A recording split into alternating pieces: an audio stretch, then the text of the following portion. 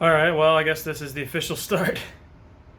Um, I've been wanting to start this project for a really long time, but ultimately, what I want to accomplish is I want to turn this into something that is, I wouldn't necessarily say a track car, but basically, I want to make it a trackable car, something that I can still drive on the street. Probably not as a daily anymore because let's face it, it's just attracting all the wrong attention, especially right now, missing everything that it is. We'll go over that in a minute. But something that I can take on the track, have a lot of fun. I don't really have plans to compete yet, but maybe we'll get there. I don't know. But basically, I've got to fix a couple things before I can actually start modifying. And the story behind this, and it goes a few years back, as well, probably like, I don't know, 6 years at this point, 6, 7 years ago. I wrecked this car. I wrecked it in a snowstorm. I won't go into the details of that either, but basically, took some front end damage, took a lot of rear end damage, but I've since kind of got it back to where it will drive. I'll give you a little walkthrough of what it's got wrong with it and sort of what my plans are. Oh, and yes, this is where I'm going to be doing it, in my tiny little garage. But, you know, there's room to walk, so that should be fine. All right, so to start, ignore the fact that the hood is a different color because it will be painted. It's all going to be completely different color. But I have no front end. Well, I have no front bumper cover, I guess I could say. So it took some impact damage on the front right corner, and essentially it bent the front passenger frame extension inwards a few inches. So this whole centerpiece is actually offset, and that's a problem for when I want to put the bumper cover back on, which is up there currently, just hanging out waiting. And you can actually tell because I had to put hood pins in it, obviously, because the hood latch wouldn't line up. But look how even those are. They're not, but that's okay. That'll get fixed. So front end, I'm going to strip everything off the front of it. I will go more into detail later on in this video because that's actually what I'm doing first. I'm going to strip it off. I'm going to chop off the bent pieces, probably like up as close to the strut towers as I possibly can. The sway bar mounts are up there too, so I might have to relocate those mounts. We'll see. Don't know yet. Chop off, weld on new steel. I'm going to try and keep as much of the front end as I can. So like I don't want to go full tube front end if I don't have to. So I'm going to start tearing things apart with the limited amount of space I've got and see where we go from there.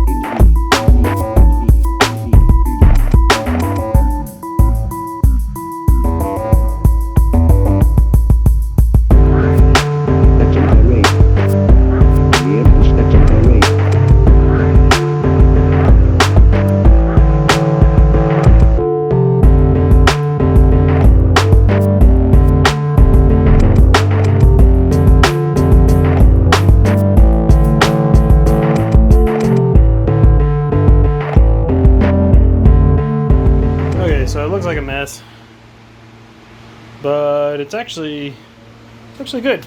So headlight brackets are completely out.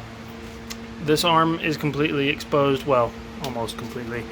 There's just still got a couple things that I'll take off before I do any chopping. The plan, and you saw me there, I lost a little bit of coolant, but I'm trying to do this without having to remove the radiator and the condenser. So I think that's going to be it for day one. It's getting a little late. I've been taking breaks here and there just because it's so hot and I'm dehydrated and beer's not helping, but you can't work on a car without beer. It's just not a thing. So next time I come in, I'm going to remove the rest of just the auxiliary crap from those two extensions, and then I'm going to grab the Sawzall and I'm going to cut where I think is best, and I'm going to see if I can move them back into place, and if not, I'm going to cut where I don't want to have to cut.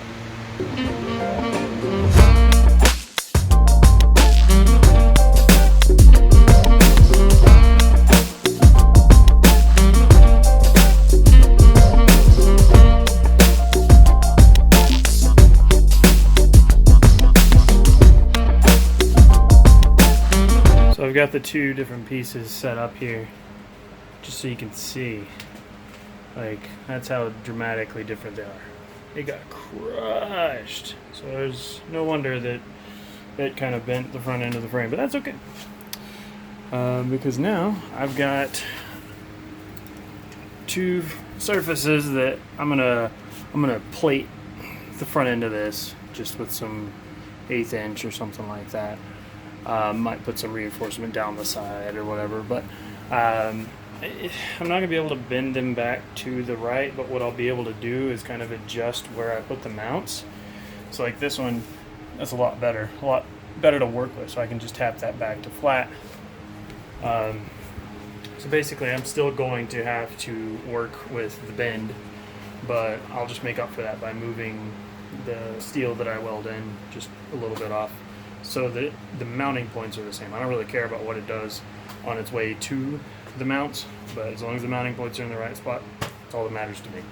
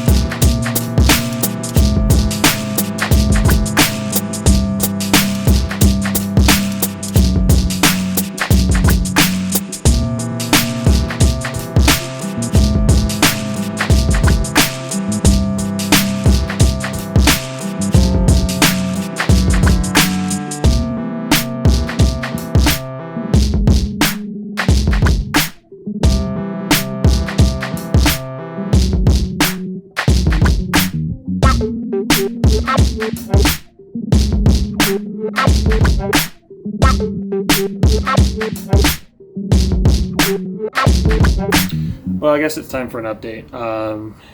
You just saw a lot, and I actually just skipped a lot there at the end because there was just no possible way to film it without either burning up my lens or my eyes. So essentially, I chopped up some metal. I made some metal plates. The plates that are basically what the bumper support mounts to, because I didn't feel like chopping up the bent arms and trying to reuse that. So I made my own. Basically, this is where we're at now.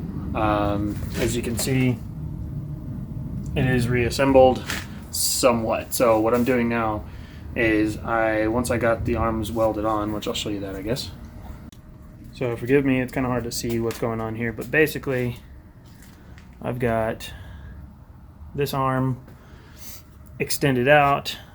Down here is the plate that I welded to the end of this tubing. Did the same thing over here for this side. This one's definitely not as pretty because of the angle and the terrible welding. But basically, I've got it all mounted up now. Just to make sure that the measurements are right, because I wanted to measure. So what I'm doing is, the whole idea behind this was to get the front end straight again. So I'm measuring from this corner to this hole here, from this corner to, yeah, you know how this frame straightening stuff goes, as well as height. So I wanted to make sure that this was the same height off the ground as this. And I'm on as level of ground as I'm going to find around here. So it doesn't matter if it's not perfect, as long as I can get that bumper on there, I'm happy. The welding may not be pretty, but it is strong. I've tested it quite a lot. So like I said, it's not pretty, but it'll do the job. I did clean it up a little bit with grinder just to kind of get some of the boogeriness off of there. I don't care too much. I'm going to paint over it just to keep the rest off of it for the time being. Right now, I'm going to tear everything back off of the front, get the exposed metal painted so that it doesn't start oxidizing. And then I'm going to throw everything back on and get it all aligned as close to square and perfect as I can. And it's a lot better now. And then I'm going to throw the bumper on. So here's that.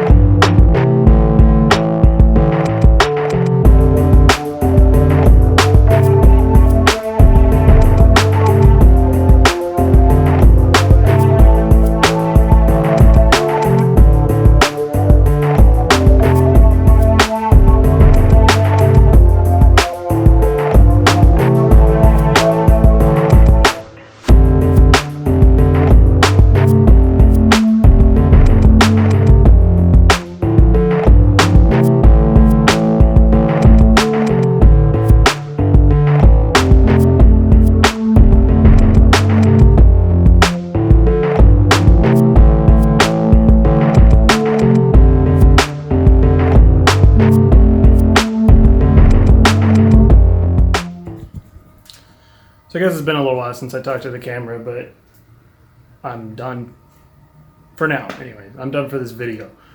So this is basically where I've got it at for fitment so far, which that is much improved, but I still have to put a fastener in there.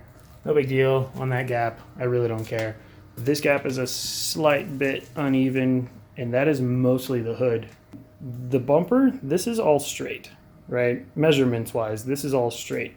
The issue I'm having now is the hood is, I mean, it's touching. It is literally touching over here, and that obviously needs some work. But over here, we've got a big old honking gap, right? Especially up there. So this is actually something that I knew was going to happen, but I didn't care at the moment because I needed a hood on this car. When I got this hood, I literally just threw it on in the parking lot of the salvage yard that I found it in. I needed a hood to be legal, and believe it or not, I needed to drive this car.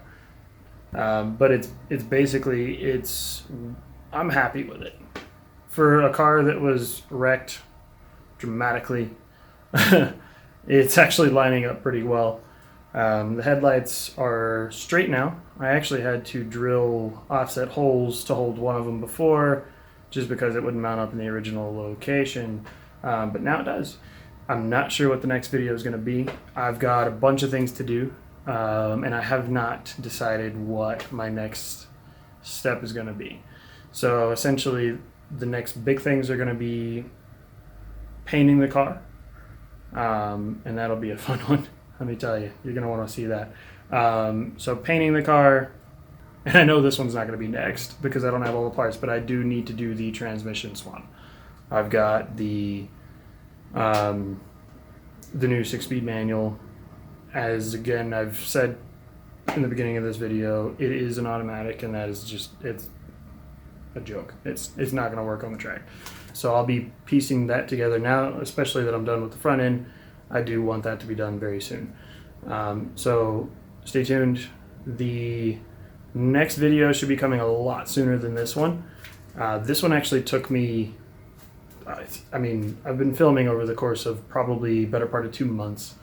Reason for that is I've been out of town a lot, and I've been having to kind of just hit it here and there. Also, it was about 110, 120 degrees in this garage when I started this. Now it is about 30 degrees outside.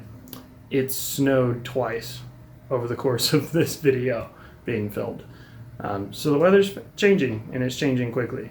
There's a saying all over the United States. I've lived in a lot of places, and I've heard it in every single place that I've lived. If you don't like the weather, wait 5 minutes. That's been Florida, that's been Alaska, Texas, Arizona. It doesn't matter. Actually, Arizona, that's not true. If you don't like the weather, move, because it's always hot. But Colorado is, if you don't like the weather, wait a week and it'll probably snow. Subscribe if you want to keep watching this build, because it's going to move quickly now that it's snowing and I have a lot of time on my hands. So stick around, and I'll see you soon.